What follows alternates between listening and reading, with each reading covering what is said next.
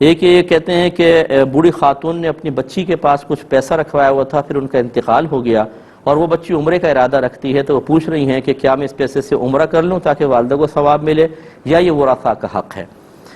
دیکھیں، اس طرح اپنے طور پر ہی کوئی فیصلہ کر لینا، چاہے وہ آپ بڑے ہی سوچ سمجھ کے جس میں بڑا ثواب ملے گا فلاں فلاں ارادہ نہ کریں، کیونکہ ہو سکتا ہے کہ آپ کا ارادہ شرعی تعلیم کے خلاف ہو، اور اکثر ہمارے ایسا ہوتا ہے کہ ہم شرعی تعلیم سے بالکل خالی ہیں۔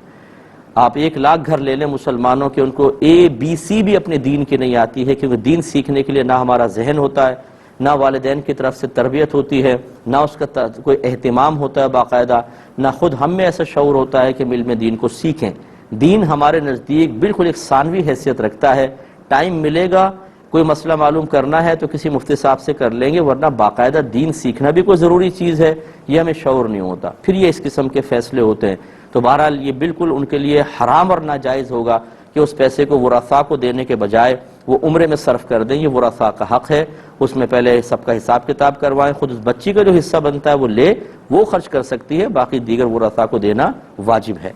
یہ بھائی نے فرمایا ہم دبئی میں ہوتے ہیں، ہم جب کھانا بناتے ہیں تو اکثر زیادہ ہو جاتا ہے، ہم اس کو پھینک دیتے ہیں، اس کی کیا شرعی حیثیت ہے؟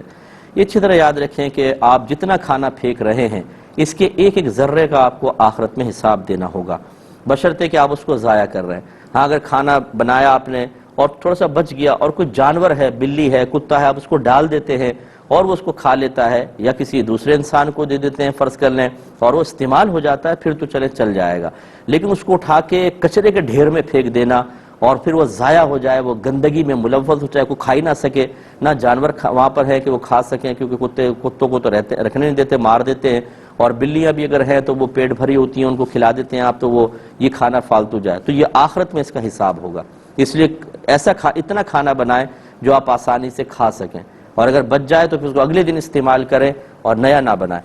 ایک انہوں نے کہا کہ پسینے میں نماز اگر پڑھیں تو بالکل نماز ہو جاتی ہے، اگرچہ صاف ستھرا ہو کے پڑھنا بہتر ہے، اور اگر فرش یا سڑک پہ بیٹھ کے آپ نے کھانا وغیرہ کھایا، اسی کپڑوں میں آپ نماز پڑھنا چاہتے ہیں تو کوئی مسئلہ نہیں ہے، نماز ہو جائے گی۔